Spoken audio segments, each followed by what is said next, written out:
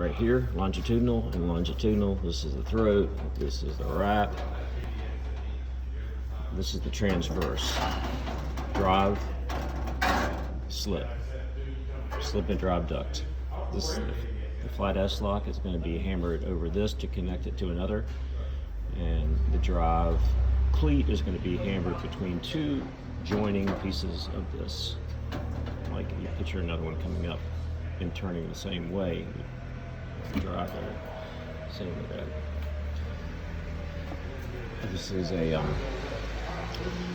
Snaplock transition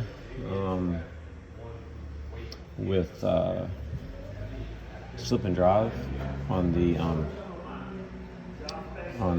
transverse, and button or Snaplock on the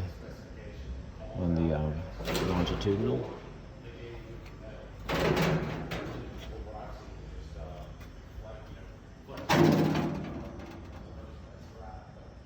Another elbow there.